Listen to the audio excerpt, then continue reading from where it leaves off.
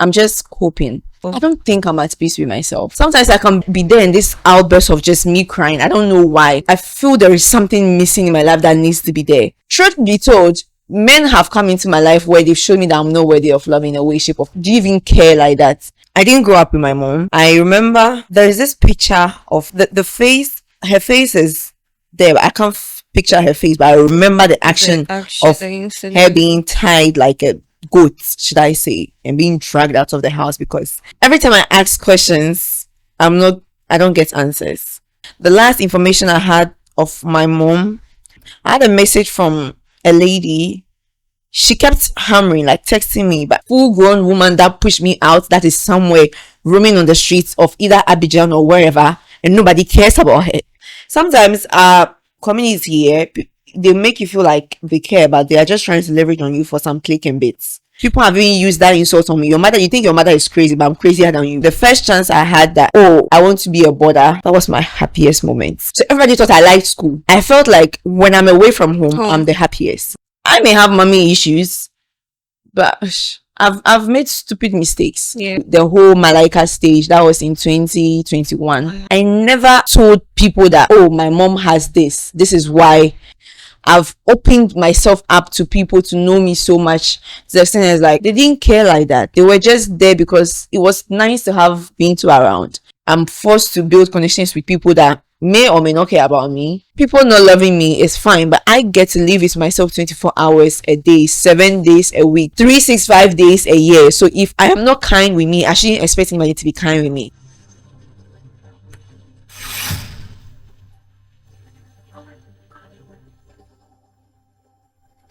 Assalamu alaikum wa rahmatullahi ta'ala wa barakatuh.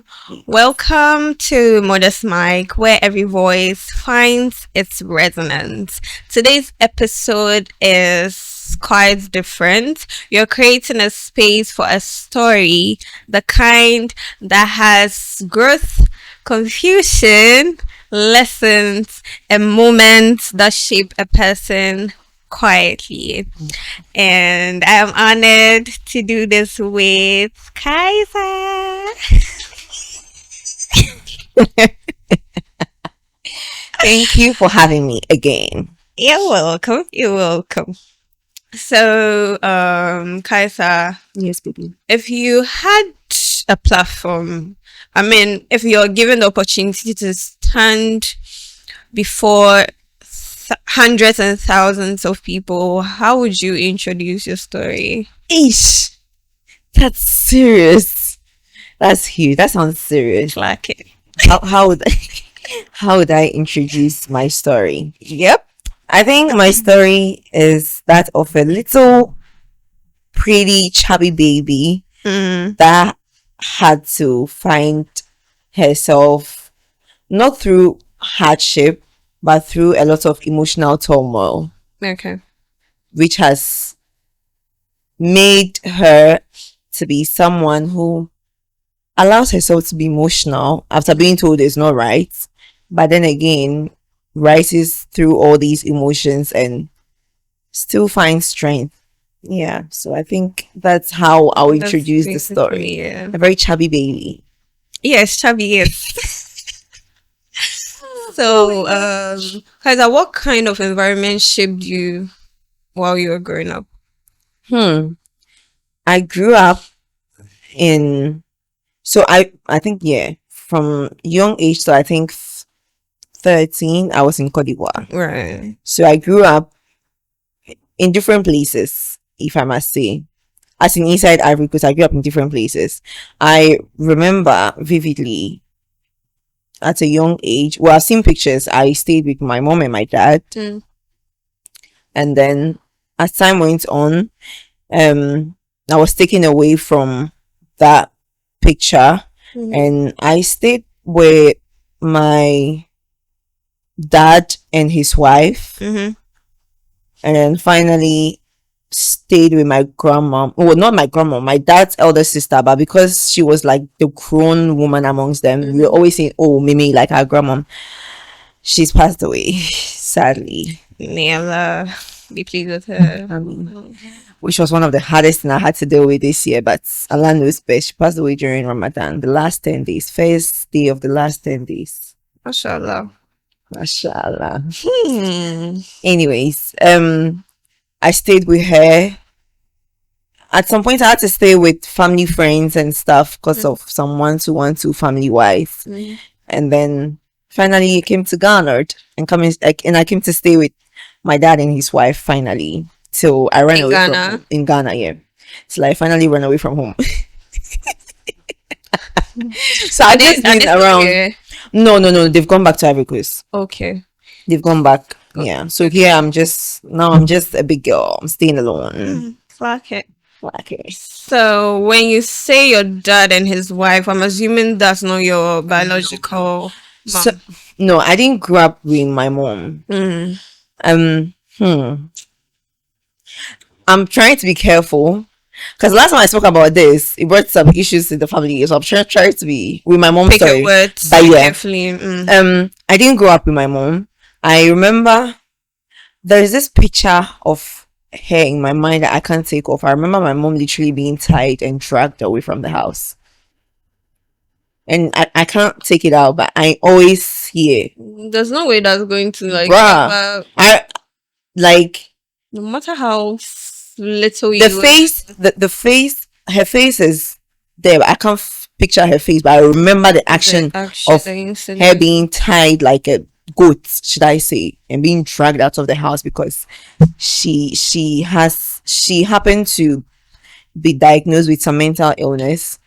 So we were just separated from her at a very young age, and till date I don't know where she is. But was that the only way to go about it? I don't know. I really don't. If I'm being honest, I feel like I don't know about that story.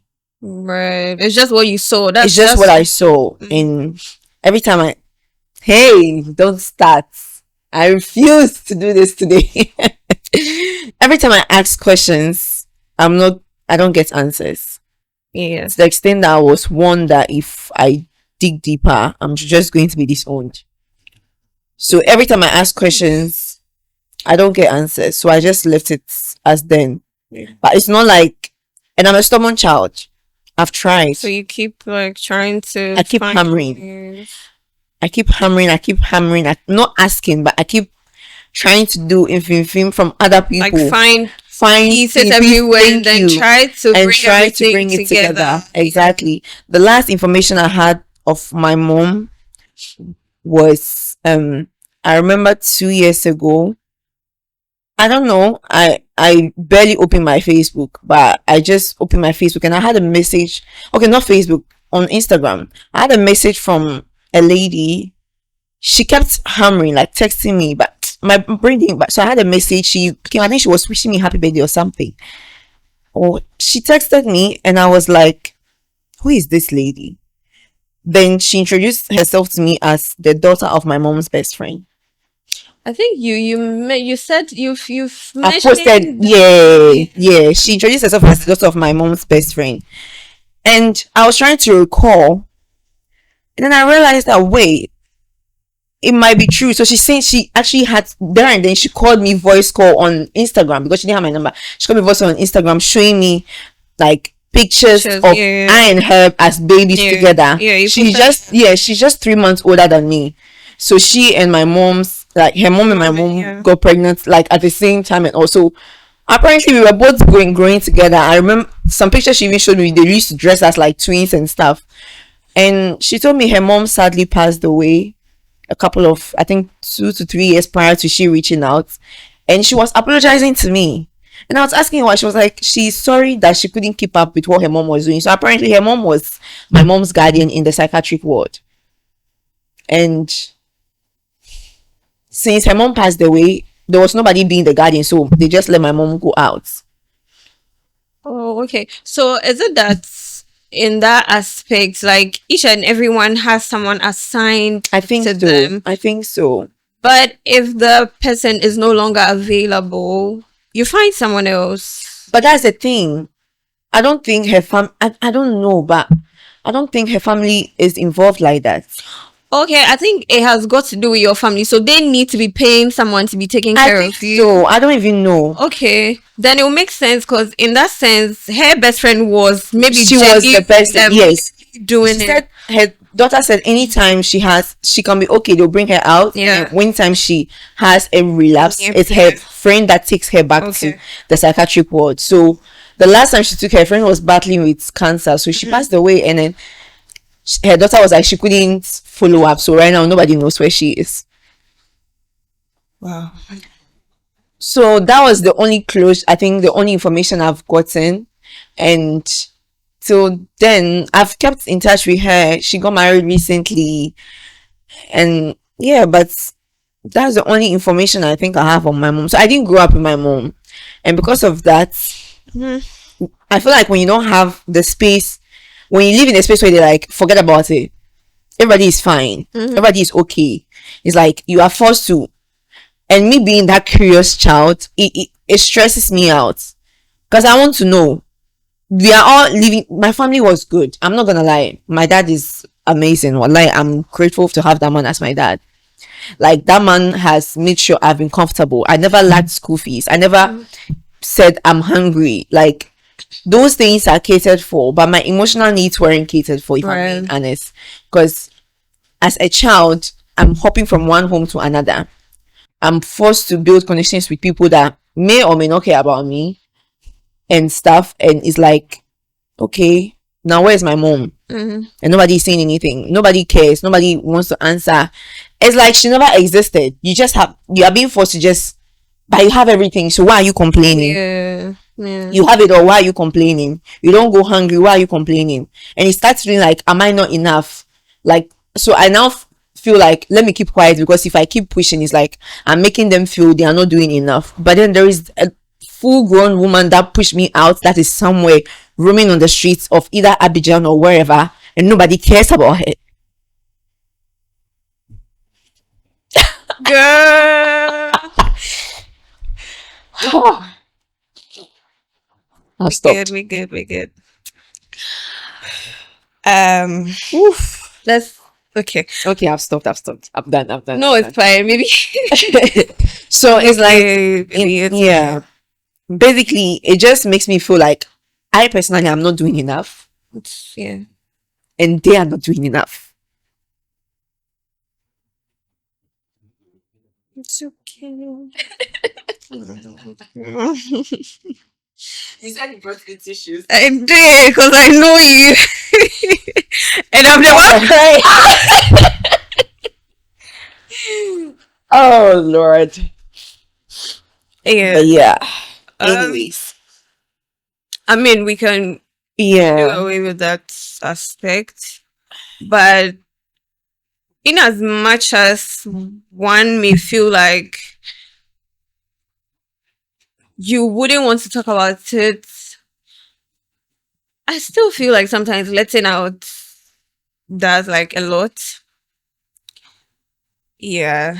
Girl, the last time I tried, well, okay, I didn't do it the right way. I went on Malika stage to talk about it. Oh.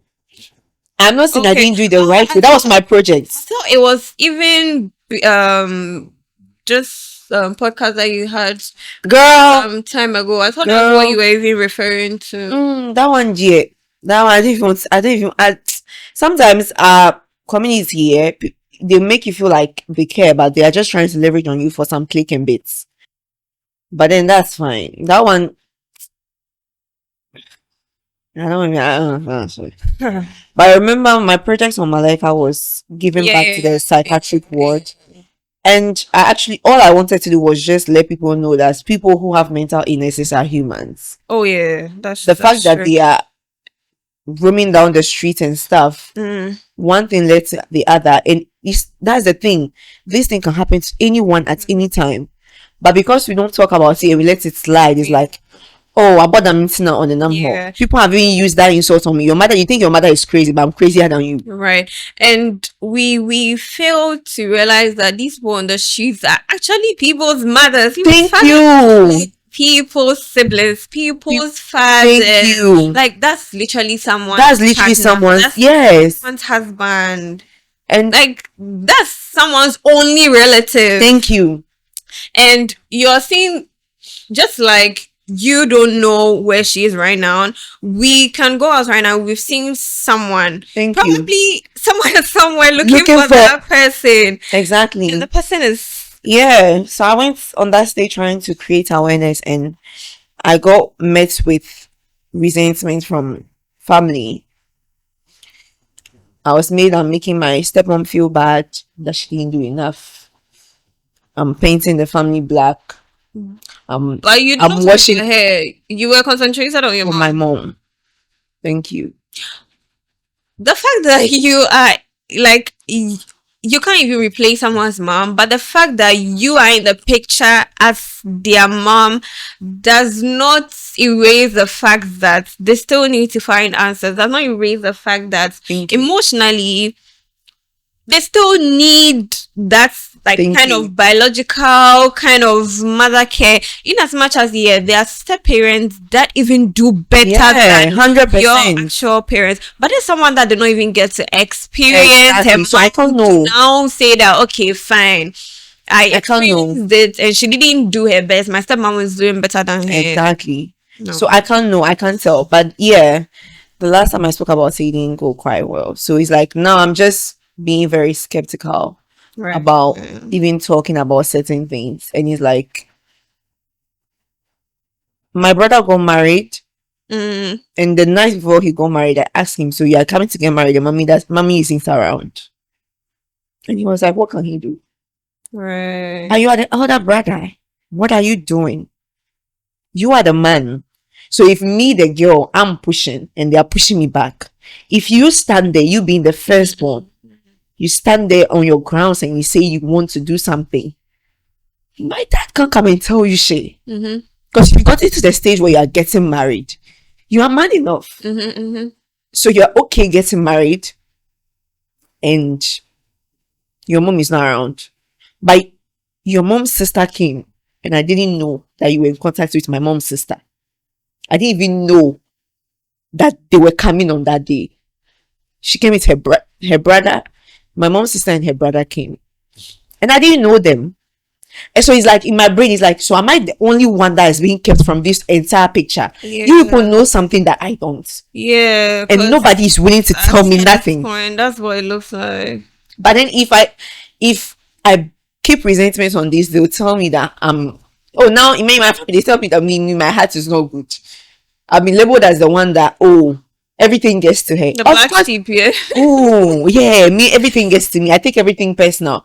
Of course I'll take it personal because I'm feeling like things are being kept from me. Like everyone has you have something. How am I finding out the day of your wedding that my aunt and my uncle are coming and you are telling me I should give them a gift? I don't know them. Gifts as in forward. No, like they handed me a gift that I should give to them. And I don't know them. And now these people are like, you don't look for us. Oh, you don't look for us. You are just... And I'm just looking at this one. And I have to be the good girl. Oh, I'm sorry. But I don't know you people. Anyways. But that's just one part of my life that has shaped me both in a good way or in a bad way. I won't lie. Yeah. For me, I would say that all I see is like a strong someone. Because this is not an easy thing to deal with. So don't be strong in honestly, it's really not easy because it is well. Don't be strong in C. Alhamdulillah. That is not kind to those who feel they have something to hold on to. Also, I believe Allah knows best. So yeah, because looking at the fact that her best friend's daughter reached out, you could be asking yourself, so Allah, why didn't you let her reach out as soon as her mom passed? Maybe in that moment I could have done something. I would have been able to. But that's the thing. I would have been able she to reached out. She reached out, but she reached out on Facebook. So this is the first time she's reached out on Instagram. Oh, I didn't see. Oh. She reached out. So when she told me, in that moment, I went to check Facebook and I was like, hey. I feel like you blame yourself for like the rest of your life. I was feeling so bad. She commented on my pictures. Like, I checked on Facebook, like she had been commenting on my pictures, check your DM. But it's like, social media. And I didn't see. So prior to that, 2 weeks prior to that, she had been wishing me every time on my birthday on Facebook. Happy birthday, happy birthday, happy birthday. I hope you've heard from. She was even reaching out to me to ask me if I've heard of my mom. This is just like Prophet Yusuf's story. You know, when he was in prison and then he asked one of the prisoners that was Yes. released that, oh, when you go, like, tell them about me. That exactly. And it just happened that Allah made him forget. Exactly.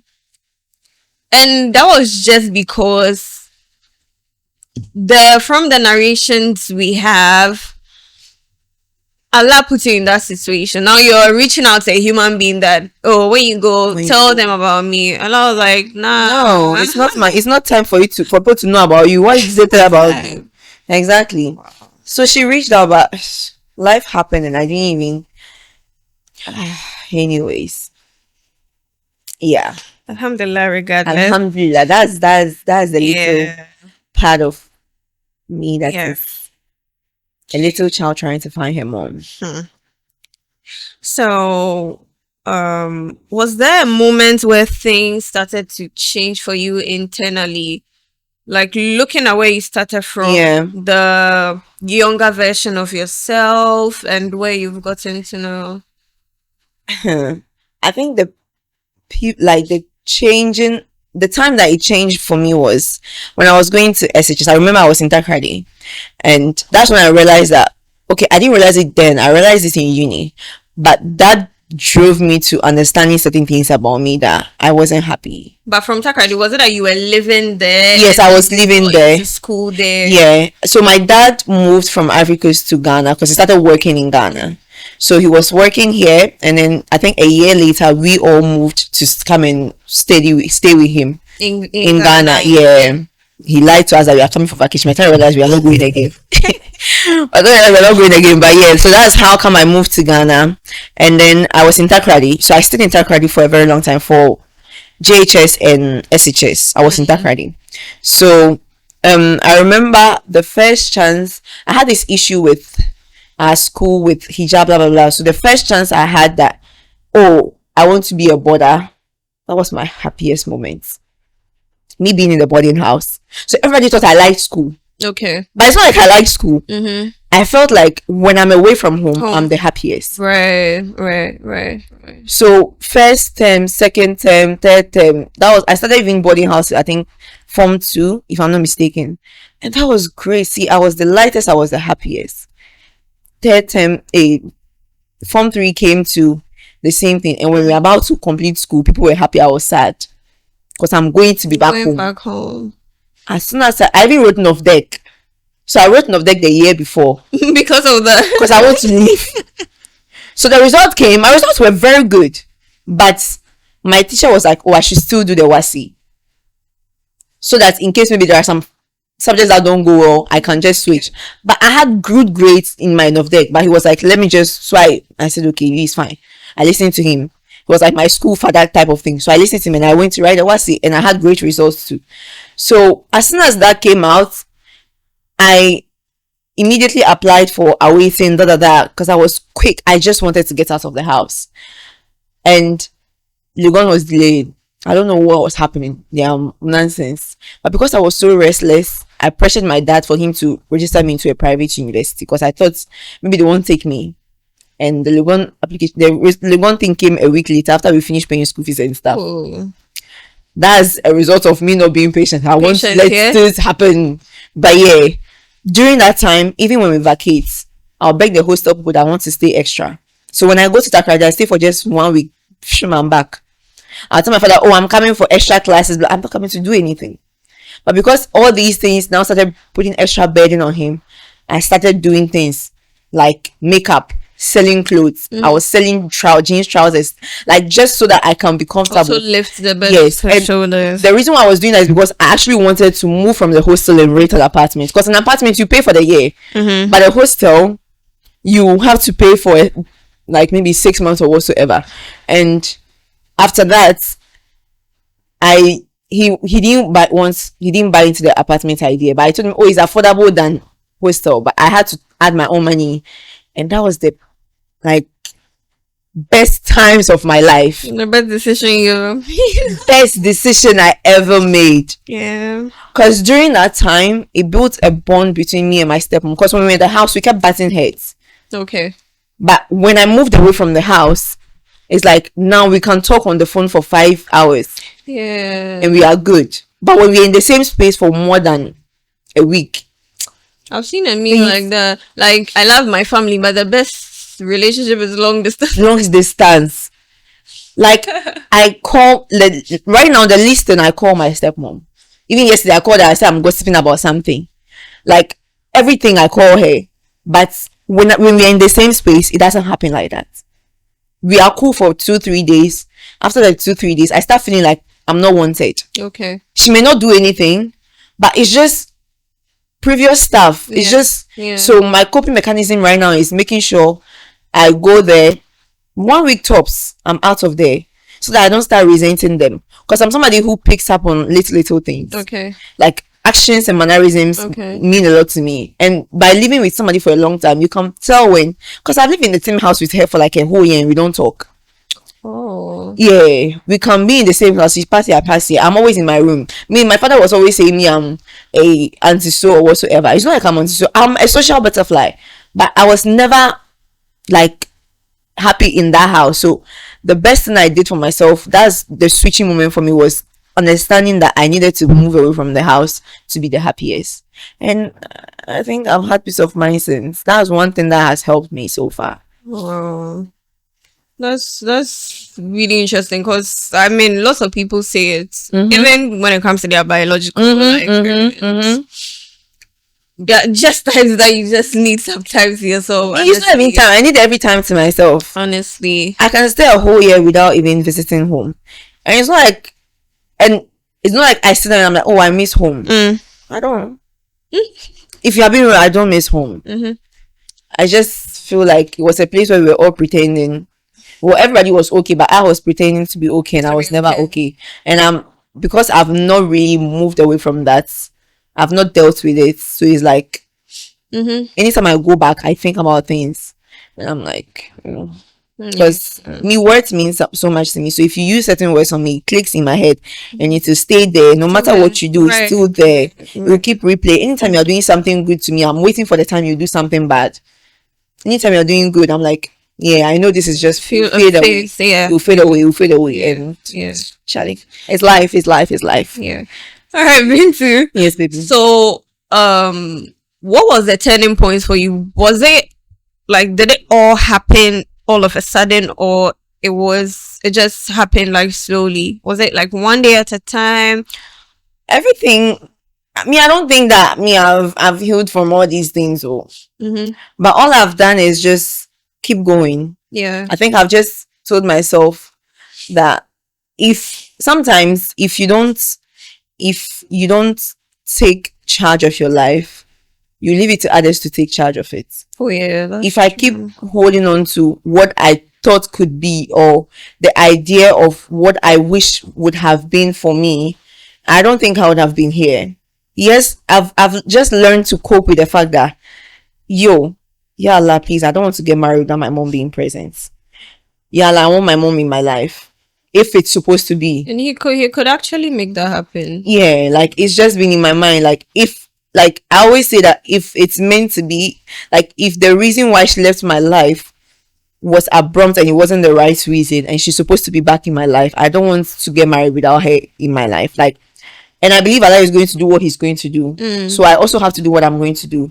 And I've read a couple of books that have taught me that everything in life, yes, we know people have impacts, but everything you do is your fault.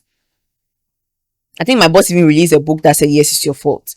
It's not like, there are some things that happen to you, but it's more of whatever reaction or how you adhere to everything that happened is you. If somebody punches you and you decide to punch back, whatever comes after is your fault. If somebody punches you and you let it go and you move away, whatever comes after is your fault. So you have to accept that every decision you make would have an impact on your life. And that's one thing that I've forced myself to learn from it. Okay.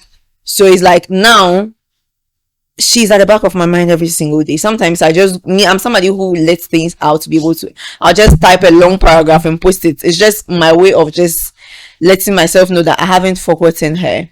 But I believe every single thing that is happening in my life now is because of whatever happened back then. Like, it's pushed me. I'm resilient. I know I don't want to go back home. So whatever I'm doing, I know I need to make sure I'm able to cater for me. And because of that also, I'm trying to take care of myself, both mentally, physically, and emotionally, so I don't fall into a space where I give birth and I don't get to experience my children. Because believe she's a mother walking around she gave birth to a boy and a girl who are doing so good, but she has no idea of it. I don't want that for me. So that's one of my prayers. That is like, I don't want to be able to bring birth, like, children into this world, and I wouldn't, and I have so much love to give. Things I couldn't get, I know, like, my kids are going to get it. Right. I'm building the life that I know my kids want. I don't want a father that is not going to be involved in my kids' life, both physically and emotionally. I had everything I wanted. I had the love. I had the care. There is no day I won't cough that my dad won't carry me. My dad never missed anything like visiting hours in school. So my friends were even laughing at me that one time he missed it. He came the following week that wasn't even visiting because he wanted to make sure I was good. He was present. I had all that. But because I didn't have just one thing, it's like it pushed me away from them. But it's not because of them, it's just because of how I feel. And I feel my feelings weren't acknowledged. Okay. So it's like I don't want my kids to feel that. And one prayer for me is to make sure I am present for my kids and I have a father for them that is also present. So I've built myself every single day, one day at a time. Always the goal is to make sure I am happy, I'm healthy, I'm taking care of myself both mentally and physically. And with that, I think it's pushing me to just go to the gym, eliminate people that are not supposed to be in my life. I mean, I always say this to my friends: if I've been able to move away from my family, you think it is you that won't move away from you if you give me headache? Like, the least time somebody gives me a headache or whatsoever, I'm out. Like, I want my peace of mind before anything else. I want to be good. So every single day I wake up is like, I have to push. Me, I like money. I want good things. So I'll work. Everywhere you throw me, I'll thrive. Like, there is no way you push me, I won't thrive. I did finance, I did science, I went to do finance, marketing. Like, I'm everywhere. I've sold things. I can braid hair. Like, anywhere you throw me, I can braid hair, I can do makeup. Like, I feel like Allah has given me so many gifts that is like, it's sustained me. And it's because one thing has been missing, so he's blessed me in another way. And I'm so grateful for that. It like, actually makes sense. It makes so much sense. I didn't learn how to do so many things. I never learned how to cook. I never learned, like, I didn't have that upbringing like, oh, pass here, do this. I didn't get that. Like, I said, you have to learn. I didn't get all those things. Even when a lady goes through her period, I didn't learn how to perform that ablution to purify from family. I learned it from a stranger. Okay. So I believe Allah will always put people in my life at particular times to help me in a way. And I feel like, it's my mom's prayer somewhere that is helping me. So if I keep holding on to the bad moments, I'm going to be that sadist that is like, everybody's like out to get me. But no, there's a bigger picture. Allah has blessed me with so many things that I'm focusing on rather than staying in the one bad. Yes, it's a huge part of my life. It's my mom. It's a huge part, but I can't dwell in that. Yes, every time I speak about it, I'm going to be emotional because yes, I'm attached to that woman. I don't know her. I don't know what a hack from my parents feels like. I don't know what certain things like that feel like. People always talk. I don't know it, but I believe I know so many other things. I found comfort in different people. Friends have shown up for me like so much. So it's like, to me, every single day is a turning point for me. Every day that I wake up and I go back to bed and I still wake up the following day, it's like, alhamdulillah, because blessings just keep coming on me. And I'm grateful for that. Yeah, mashallah. No, Becca. It's like, I mean, it's actually inspiring, and knowing that you would want to give more to your kids. You have been through it so you wouldn't want to see someone else No. go through it, No. and they have like happen to be your kids. You definitely want to find measures. Exactly. And all right. So, Bintu, Yes, baby. looking at everything that you've said, how has the experience shaped you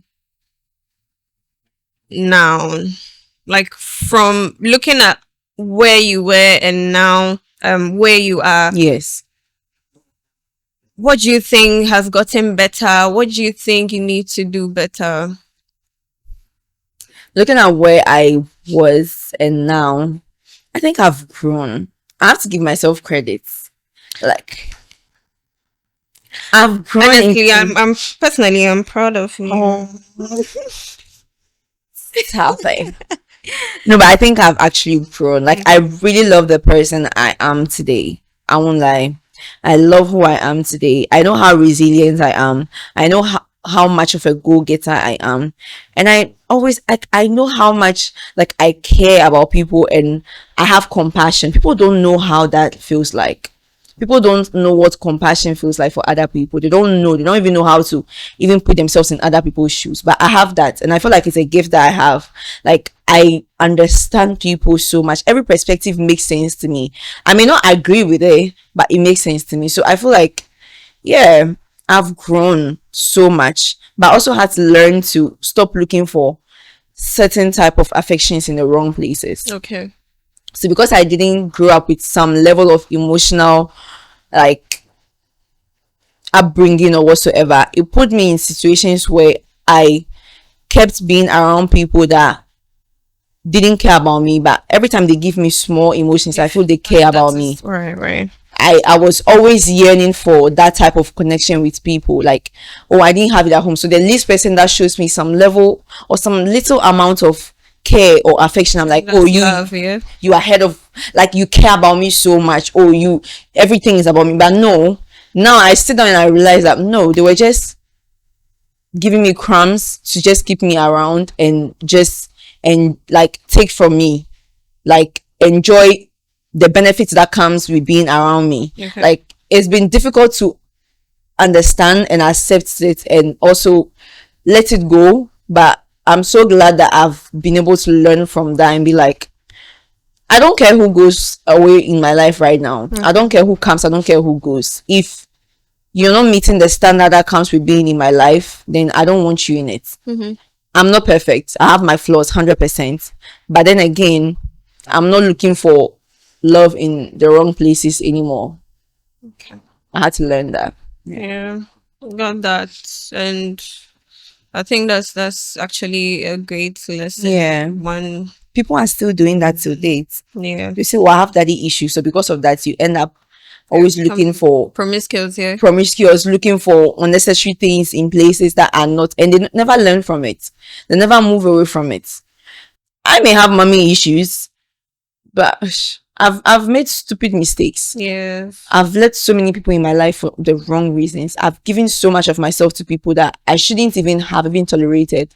I've opened myself up to people to know me so much to the extent as like they didn't care like that. They were just there because it was nice to have Bintu around. It was nice to get whatever. And because of how I am, I give easily. So long as I care about you and this is what I have, I don't care about giving it to you and struggling. So many people took advantage of that from me. But now it's not happening. I don't care about anybody but myself. I'm selfish like that. more like they like the idea of you and not you as a person. Thank you. I got it. But I thought that was them liking me, which I was wrong. But it's fine. We move. So, if you had to describe your healing journey, what would you say about it? Do you think you're still healing? I mean, there's no way you can ever be healed from that, but do you feel like now you're maybe a little at peace with yourself? I don't think I'm at peace with myself. I'm just coping. I think that's where I'm at. I'm just coping. Because I feel like I can do so much more. I feel like I've allowed situations Okay. deter me from pushing harder with certain things that I want to do. Like finding my mom, for example. I feel like I've allowed so many things hold me back from pushing and finding the answers that I want. Yes, I'm not giving answers, but I believe some people have gone through worse and they've still figured it out. So I feel like I've not done enough. So because of that, I still feel guilty to some extent. Like even sometimes when I'm even having fun and something happens, I'm like, why am I even happy about this? Like it's not automatic, but it happens. Sometimes I can be there in this outburst of just me crying. I don't know why, but it's just that I feel there is something missing in my life that needs to be there. But I'm still coping with it. Every day, wake up, push it. It's not like an illness that some people have, they are bedridden.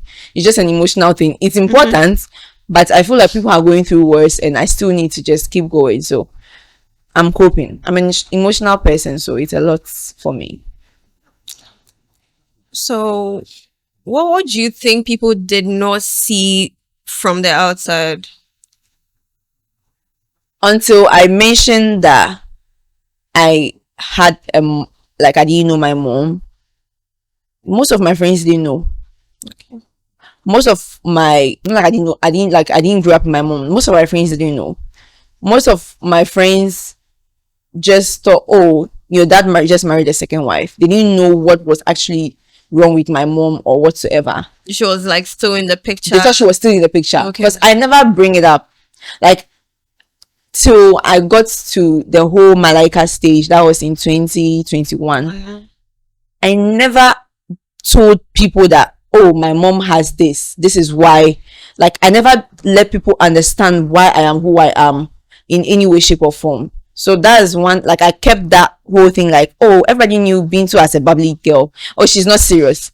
I always want to make people laugh. I always want to be jumping around, but I had to learn to touch like base with my emotions and reveal myself and let it out rather than always going home and sleeping and crying myself to sleep sometimes, because I feel like there is something that's happened. I want to share it with my mom, but I also can't call my stepmom and tell her this because she wouldn't understand me in that particular moment.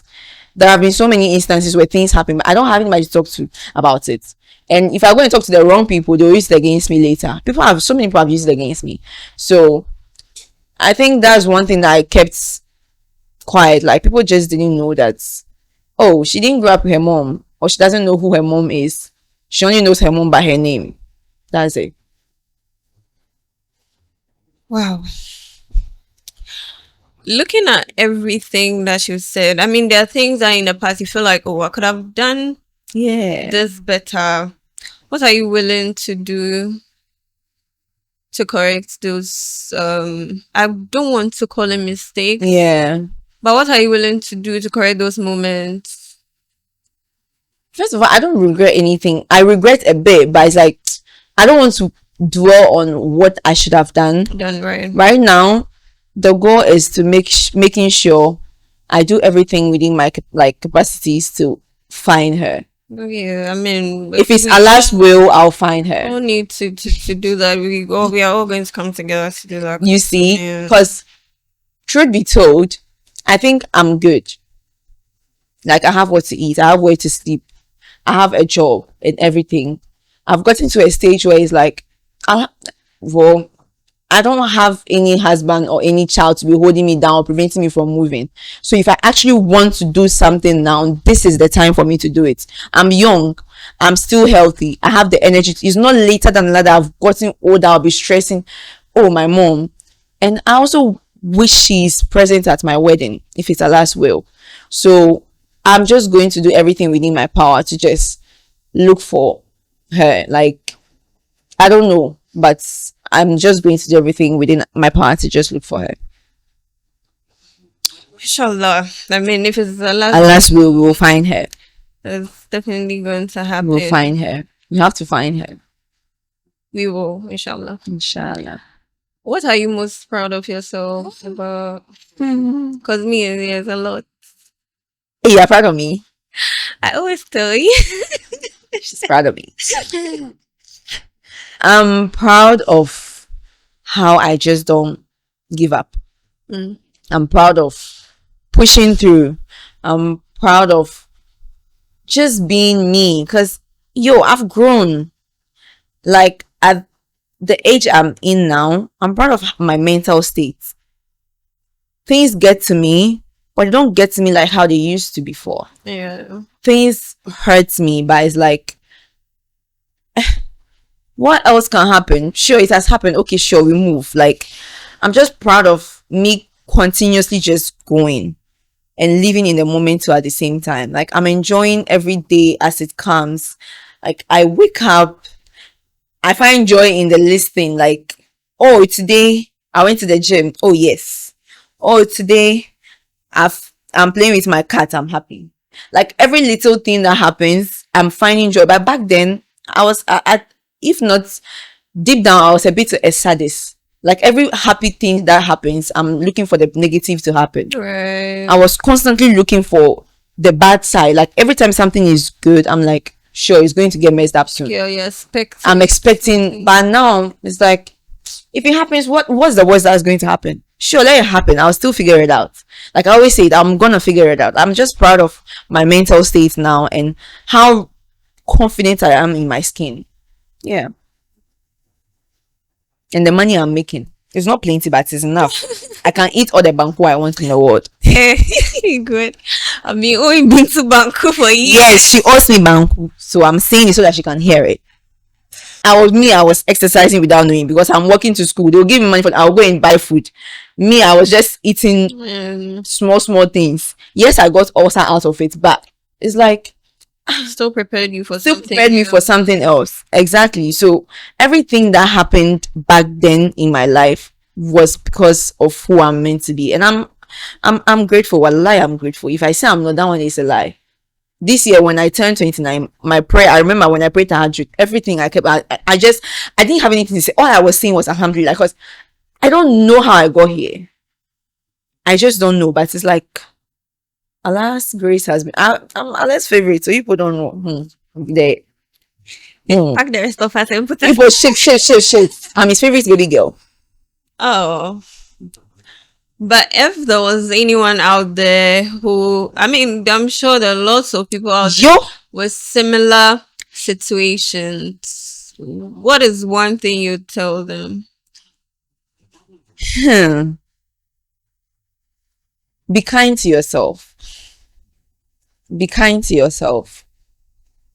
And because if nobody is kind to you, you have to be kind to yourself. Yeah. I won't say I've been the best person to people, or I've been the angel in people's lives. I'm sure one way or the other I'm a devil in somebody's story. But people have pushed me to walls where it's like I didn't even love myself in any way, shape, or form, because I'm like, I'm not worthy of it. They got to a point where like I used to tell myself that, oh, I'm sure my mother even abandoned me because she doesn't care about me, or I'm not worthy of love, or Allah removed her from my life because he believes I don't deserve it. Like I literally was feeling that way to some extent, where it's like, oh, me, I'm not worthy of love. Because truth be told, men have come into my life where they've shown me that I'm not worthy of love in a way, shape, of not terribly. Nobody has done me dirty, but their actions wasn't something that when I sit down, I'm like, do you even care like that? And when people do that, even friends and all that, and it keeps happening where people let you down, but you know you are always pouring into them, you start doubting that I don't love me. Am I worthy of even being in a situation where somebody should love me? So I had to learn to be kind with myself and understand that whatever anybody does to me is a reflection on them and not me. Oh yeah. I had to accept that, oh, I love everybody. Until you give me a reason not to love you, I'm the best person you would ever find in your life. Like, until you push me to the wall, I'm not going to retaliate.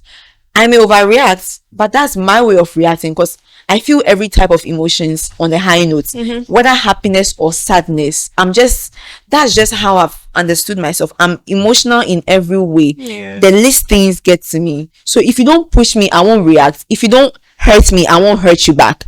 I can be very petty, but if you don't get me there, I won't get there. So stop that. Stop that. So I had to learn to be kind with myself and understand that people not loving me is fine, but I get to live with myself 24 hours a day, 7 days a week. 365 days a year. So if I am not kind with me, I shouldn't expect anybody to be kind with me. So if you are dealing with anything, be kind with yourself, because that's the best thing you could ever do for you. Yes, they say self-love comes and goes, but if you are kind to yourself, you Gucci. Yeah. I feel like if you don't have some things, you can't give it. Yeah, you'll be hurting other people. Hurt people. Like if you are hurt, you hurt people. Oh yeah. I'm so glad that I'm out to, yeah, I didn't hurt anyone because I was hurt. I keep saying this thing that people do not have to suffer the consequences of No. someone's actions. in No. their life. No, I never, like, I'm thinking about, I didn't hurt anyone because I was hurt. Actually, Yeah, that alone is enough, girl. I'm a red diamond. You people don't know, but yeah, We appreciate it. lucky. You two, why were you tearing up? Stop. Oh, she's sitting here staring at me. I'm doing hard girl. I said today I've tried. I'm not a hard girl like that. Oh, So, listening to everything, there's a lot of strength in your story, actually. Even the difficult parts of it. And I'm really proud of you. I always tell you that. someone stop. I always say it, You're crying. but like, I actually mean it. Like, each and every time I say it, it's really from like the deepest parts of my heart. I love you. So, Okay. we've learned a lot today, guys. Yes. I am certain there's someone out there who will probably listen to this several times just because you resonate with it, just because you relate to the story. Yeah. And that's like totally fine. Yeah.